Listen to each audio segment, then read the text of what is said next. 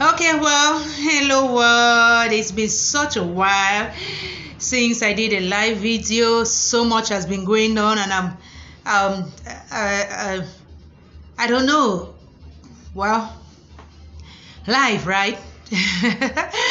There's a time for everything. There's a reason for everything. There's a season for everything. But one of the things I know we can't just dabble around with, or one of the things I don't want to dabble around with, is parenting. And I was just thinking, because of what has happened in my life and what keeps happening, or what, different things that happen, and looking back at my own childhood, and I'm like, parenting is really a path that leads to where you cannot really tell from the beginning, and a path on which you don't know what you're going to meet. Oh my goodness. So, me, my purpose in life is to inspire, motivate, and inspire, motivate people from all walks of life with my personal experiences. That's a tough one, but that's my purpose. That's how it was revealed to me, and I don't bargain that. I don't joke with that. I don't choose. Um, so that's why I share virtually everything about my life, myself, on social media. Well, that's one of the ways we relate, especially with the pandemic and everything. And I just get so much support from this, and I learn a lot from it too. So I have no problem with sharing anything I share on social media. And so I just want to begin by saying that people would think that they can come behind and ask me why I share this or why I shouldn't share this. It's kind of like taking up some kind of work on yourself, which is not worth it. I don't do that, and I just feel like it's disrespectful to do that. That said, on this part called parenting, you don't even know the kind of steps you should take. You don't know how to go about it. We are learning. I have an auntie of mine who says there's no manual and there's no formula. It's like my mother would say it's a vocation. Let me tell you, my mother sent us cooked food yesterday, a big pot of corn chaff like that. That's my mother. I wasn't even expecting. I'm like, yeah, she probably knows that we are hungry. Oh, so if I have that kind of mother, you can imagine that I would want to be that kind of mother too. And I know it's not easy. When we hear about scary things like children shooting their mothers, I'm like, let me do my utmost best so that my child doesn't have to, I don't know, turn out whatever. And oh my goodness, I think that news broke me down to the point where I couldn't even bring myself to be talking about anything again on social media, like, the way I was. It has been really a struggle. Only for my own son even to take books to go and sell. 11 years old.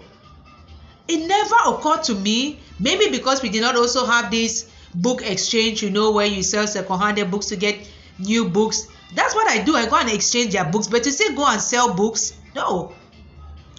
And then the first time he did was last year, but there were old books and some books that his stepsister gave him. I don't really know. I didn't look at them. I was still so mad, but well, it was the first time. That was in the end of September last year. But those were not his school books. But anyway, so I handled it. I think I even wrote about it to bed. The first time, sometimes you say, well, it's just the first time. But yesterday, I was sitting in this office and I saw him passing there with a friend, and they were walking in a kind of suspicious way. And then I noticed he was holding a plastic bag of books. And so my other son was here, and I said, hurry up, call me that child. And he called him. And when he was coming, he gave the books to that friend. And he came here. And I just looked at him like that. I'm your mother. I'm a psychologist. I'm a lawyer. What are you going to tell me? So I told him, just tell me, why did you give those books to your friend? Where are you going to with those books? He said, they were going to study. I said, going to study? That boy, their own house is down from my house. So I don't see why they will come up and go like this to go turn around and go back to their house. And as God will have it, if those children had gone up the other way or that other way, I would not have seen them. Fortunately, they passed like this. Hi, grandson. So I told him, you are lying. And that particular boy, Aaron, I don't see him looking like somebody who can be studying after school. And I don't see my son like somebody who come back from school and 10 minutes, 15 minutes later, he's going back to study. Books in the plastic bag, no exercise book, no pen, what kind of study? I said, look, my friend, I don't believe you, right? Say, hey, you don't trust me, that's something. I just knew. I've been a child myself now. So I told him, okay, go and sit down there. When you're ready to tell me the truth, you tell me. So he sat there for a while, and I made him to remove his top so that he should start feeling like he's in jail. And then he said, Mama, I'm sorry, we wanted to go and sell the books. I'm like, oh, really? Seriously? Knowing what I go through in that house and everything, you wanted to go and sell the books? And he said, hey, there were my old books, there were still some of those books that this person gave to me. I put out those books. There was nothing like any of the books that this person gave to him. Indeed, there was a literature book. I had gone around Douala to find that book because they didn't get it when they were buying his books. 2, I bought that literature book and I bought the poetry book. That's 2 literature books. He didn't take the poetry book. He took somebody's own from his class. There was no name, but there was from one there. I don't know if they're the ones who blotted out that name. This is not a joking matter. His brother's additional mathematics book, the children's encyclopedia that I bought when I went to Limbe, and I put all of them, their names there. So what will come over him to think that he can go and sell that book? So I was like, no. My head was just spinning. Let me tell you, once I was at my mother's place in Bonaberry, we were sleeping. And then I had got up to do sports because I really used to get up at 3 a.m. and do sports. So they were sleeping. I was up getting ready to go out and do my sports. I would do sports on the veranda. And then there was so much noise. And we went out to see they were beating a young boy in front of our gate. That young boy could be like 21 or 25. I don't know. They were beating this young boy. And the boy's mother was there standing somewhere far there crying. It was about 3:30 a.m. I started hearing. I was like, curiosity. I was looking out like that. My mom came and begged them, please don't kill this child in front of my gate, and stuff like that. So as they were taking me away, I saw his mother. The mother was the tailor of my son's school, soldier school uniforms. And that son of hers has started by taking things from the house like that. Go take things, sell. He had dropped out of school, disappear 1, 2, 3 days, all of that. So, no, just keep it like that. No, what will we do? Send him to the village. Just send him to the village. He stayed in the village for 1 year. Hey, grandma could not take care. Sent him back to town. Pain to his mom. Until that day, he went and stole a goat. That goat cost him his life. Those people took that boy in front of our house down there, beat that boy until killed him, put tires on that boy. In the morning, that road was blocked. My mom could not go to work. So those kind of things have just kind of marked me and even traumatized me to the point where I'm so like, no. I cannot. If it means stopping everything to be the best parent I can to help my children, let me do it. After all, once they cross 18 or 16, 15, anything, what can I do for them anymore? So, each child comes different. They have their own temperaments and personalities and all what we have also gone through. Yes, there's also that trauma. So my, what am I going to call it? My divorce, my own mental health struggles, all of those things. Sometimes it impacts them. It's DNA. You must not see how it is transferring to them. Some of them express themselves. Some of them don't express themselves. Some of them deal with it. Some of them need support and all of that. Because I cannot say that my son was needing something or he needed some money that he could not talk to me about, or no. And I cannot also say, oh, the peer pressure only comes from the friends and everything. Well, why do you walk around with those kind of friends? No. I actually see this as a kind of cry for help and as an awakening to me, like, this particular son of yours, you need to slow down and spend more time with him. I used to do that, I used to do homeworks with him when he was in class 5, starting class 6. But well, he's kind of an intelligent child, and so I'm like, okay, he can take care. But that's not all there is to parenting. So I'm learning. I'm so grateful that my office is like 3 minutes from my home, and I can sit in here and see whatever is happening there, out there. So I can see these things. And so I'm like, God, 2 weeks I want to just be here for this young man. He comes back, we've done a program, he learns words from that dictionary, because one of the books he wanted to sell was a dictionary, for heaven's sake. Learns how to write properly and all of those things. I'm like, oh, I'm going to be his home teacher. Nope. So engagements, whatever happening out there, I had slowed down a lot, but I'm still going to slow down much more. Because if I don't do this, and I go and begin to be present out there and attending functions and all of those things, even going for weekends and stuff like that, he becomes whatever he becomes tomorrow, I'm going to live with that guilt. And I think that sometimes we try to find this balance. We try, and then when we make choices, but each person will only face their consequences. So I don't know, maybe some people will be able to sleep with theirs, some people not. At the end of the day, well, how that child really turns out, if you have done your best, you have done your best, right? And there will always be times on this path where you are kicking stones, you are getting into loggerheads, and that particular one, when he wants to talk back, blah blah blah blah blah blah. Some say, oh, he's the last child, so he has some kind of privilege, and blah, blah, blah. Yeah, I have that soft spot for him. That's true. And I also have a long story with this child. So that's why when I have to be tough, I'm also very tough, because I'm telling myself, also for yourself, you need to. Because if you chicken on him and he turns out whatever tomorrow, that will be on you.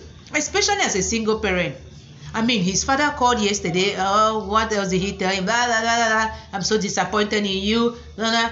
That was it. Like 10 minutes conversation. That was it. So that's also why I share on social media, also because you never know. I've met wonderful people. I mean, he has a surrogate father.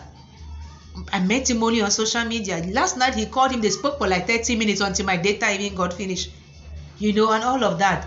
When he does good, he talks to him, he encourages him and everything. When he doesn't do good, he talks to him. Other friends, other people. So that is what I talk about, reaching out for help. You don't know it all. So how will I reach out for help? Start writing to people one by one on WhatsApp and everything, when I can just do it this way. And other people can also learn from my experience, just like I have learned from other people's experience. And I think, like, admitting that you are just human and you struggle and you don't know it all, and learning, doesn't matter from where the lessons are coming from. He taught me a lesson yesterday, and other people have taught me lessons, and taught me better ways of doing it, encouraged me, and that's what we should do as parents. I once created a support group for parents on Facebook. Well, it didn't really survive, so I just dropped it. Sometimes even those kind of things are distracting, because you are trying to keep those things up, trying to keep them active and trying to start and maintain communication and conversations. Well, the real people you have to parent are right there in your house. So if it's not picking up, it's not picking up. Move on. Focus on them. So that's what I'm doing.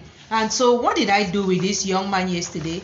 I got him to write his punishment for lying and stealing. Write an apology to mama. He didn't even put every day. Every I come back from school, I will read Be Motivated and Tales from the Grassland and from the Forest. He didn't even write, do the summaries, whatever. We are going to do it back again. He started an apology, but it was so short, very brief, and words were not properly spelled and everything, and I didn't find it funny. So I got him to do another apology, and he had to use a book to draw lines and everything, and then he signed. use the dictionary to find words and their equivalents in the other language and explain them. The books are there. He read one chapter yesterday and told me the story, whereas he had first lied to me that he has read all the stories in that literature book because it's a collection of short stories. So it means that they're not even using that book in school. That's another thing. Sometimes I can think, well, the teachers in school, a friend told me that teachers in school are second parents. So the teachers in school are doing their part. Why are they putting those books in the school list if they're not even going to use them? And I can't blame those teachers. There's so much to cover, notes, and they still write on the blackboard, everything. So why is the time to use the readers? Oh, and when you don't buy, one day they send by, or you yourself, you start feeling bad, like, I haven't bought these readers now, and if they need them, what am I going to do? Oh my goodness. And then, well, in their school in particular, oh, they come and check textbooks. If the child doesn't have all the textbooks, they put him out. Then use them now? No.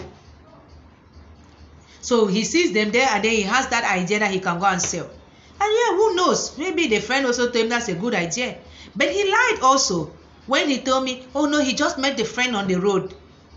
No, and when I went with him to the friend's house, the friend said, no, he came and called him that they should go and do this together. And the friend was telling him, well, if only those 3 books, there is not going to be he will not get but no real amount. So he went back home and got some more books. Where were his siblings when he was doing that? I don't know. But what can I do? I cannot stay home and be working from home because that would just be complete distraction. At the height of the pandemic, I couldn't. Well, fortunately, the office is here. That particular one, I need to see him. The other ones, I can say stay home. I don't even need to say stay home to the 17-year-old. He knows his program. He has been really like kind of master of his own program and his life from 8 or 9, But, well, thank God. The second one, he's struggling, but he organizes himself and stuff, and then he's in an examination class, so he's conscious. Thank God. He has his own struggles too. This one, well, what can I tell you? The sister or the auntie, she's also in an examination class. She's focusing on coming back home, resting, getting up, doing some things at home, sleeping, getting up at night to study. That's how it works for her. So what can I do? So this particular one, I'm not going to get somebody to sit there at home with him just to babysit him. Even that person can get tired. So the only thing I'll do is come back from school, come here. And if I have a client or a therapy session or anything, well, hopefully no noise gets out there, or he just sits here where I can see him. We just keep trying and trying and trying to see what works. And then, well, after all is said and done.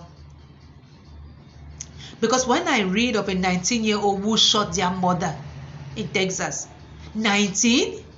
That's like 2 years from my first son. Oh no, what could have happened?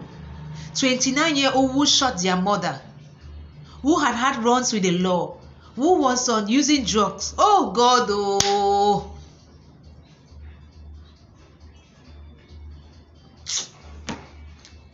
Since we were also kids, I think that as somebody said, we didn't grow up in this gadget era. We didn't grow up with a lot of exposure like this where we could even have the ideas of, maybe selling things and stuff. And maybe, the friends we had didn't also, I don't know, but I love books to the point where I could not even think of selling a book.